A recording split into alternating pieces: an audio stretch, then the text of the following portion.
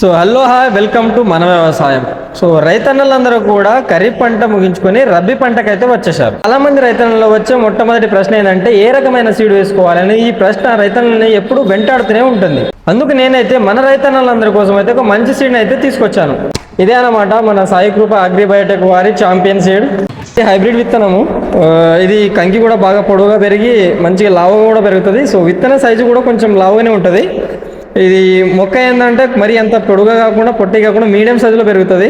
Packet కనుక మనం చూసుకున్నట్లయితే మార్కెట్లో 3 kgs మనకు అవైలబుల్ ఉంటుంది. ఇలా మనం కనుక మన చేనులో విత్తుకోవాలనుకుంటే ఎకరానికి 5 kgల చొప్పున విత్తుకుంటే మనం మంచి దిగుబడిని కూడా పొందవచ్చును. సో దీని పంటకాలం వచ్చేసి 120 days. ఇది సుమారుగా ఒక ఎకరానికి 35 నుంచి 40 క్వింటల్ కూడా దిగుబడి ఇస్తుందని అయితే చెప్తున్నారు. ఇన్కేస్ మీలో ఎవరికైనా ఈ సీడ్ కావాలనుకుంటే మన జుక్కలో ఉన్న శ్రీ సద్గురు కాడ సిద్ధేశ్వర షాప్లో అయితే అవైలబుల్ ఉంది.